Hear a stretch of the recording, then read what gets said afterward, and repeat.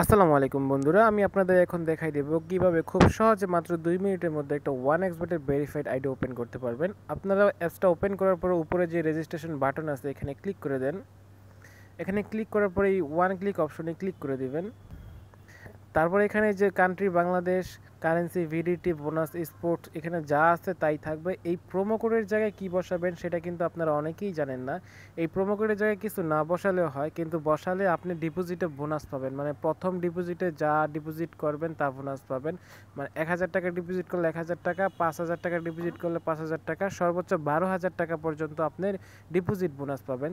সেই প্রোমো কোডটা কি এখানে আপনার বাংলাদেশের যে অফিসিয়াল প্রোমো কোড আছে 1xBet এর, সেই প্রোমো কোডটাই কিন্তু বসাইতে হবে, নাহলে কিন্তু এই বোনাসগুলো আপনি পাবেন না।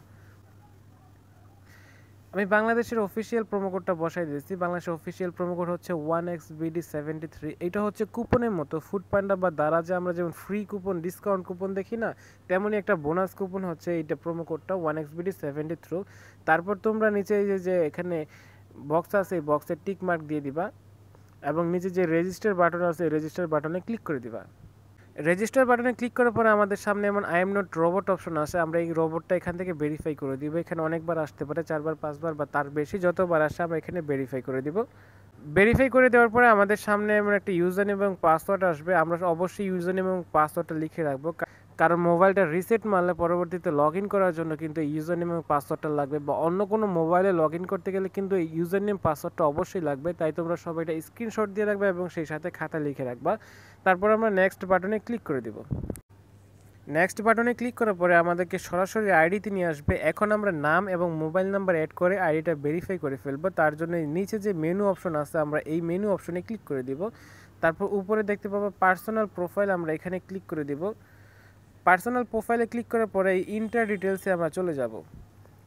এখানে শিওর নেম এবং ফার্স্ট নেম থাকবে, আমরা এখানে আমাদের নামটা বসাই দিব। এখানে একটা জিনিস মনে রাখতে হবে, তোমার যেই নামটা প্রথম সেটা এখানে লিখবা, আর যেই নামটা দ্বিতীয় সেটা এখানে লিখবা। যেমন আমি উদাহরণ সহ দেই,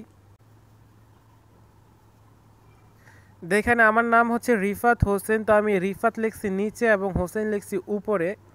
তোমরা তোমাদের নাম যদি হয় মোহাম্মদ সবুজ, মোহাম্মদটা লিখবা নিচে এবং উপরে লিখবা সবুজ। এটা লেখার পরে নিচে যে সেভ বাটন আছে এই সেভ বাটনে ক্লিক করে দিবা। সেভ বাটনে ক্লিক করার পরে আমরা আগের জায়গায় চলে আসবো। এখানে এই যে ফোন নাম্বারের জায়গায় আমরা যে লিঙ্ক দেখতে পাবো, এই লিঙ্কের উপর ক্লিক করে আমরা মোবাইল নাম্বারটা অ্যাড করে ফেলবো। এখানে লিঙ্কে ক্লিক করার পরে মোবাইল নাম্বার দেওয়ার অপশন আসছে, আমরা এখানে মোবাইল নাম্বারটা বসাই দিব। অবশ্যই মোবাইল নাম্বারটা শূন্য ছাড়া লিখবো, কারণ এখানে দেখো এই যে শূন্যটা আগে থেকেই দেওয়া আছে।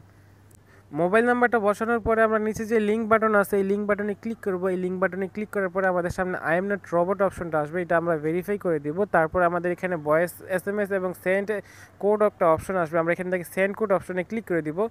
আমাদের মোবাইল নাম্বার যেটা দিছি আমরা আইডিতে, এই মোবাইল নাম্বারে একটা কোড যাবে, এই কোডটা আমরা এখানে বসাই দিয়ে আমরা এখানে যে অ্যাক্টিভ বাটনে ক্লিক করে দিব। আমাদের আইডিটা এখন সম্পূর্ণ ভেরিফাইড হয়ে গেছে। এখন আপনি ডিপোজিট উইথড্র করতে পারবেন, কোনো সমস্যা হবে না। আর ভিডিওটা ভালো লাগলে অবশ্যই একটা লাইক দিবেন এবং কমেন্টে একটা থ্যাঙ্কস জানাবেন।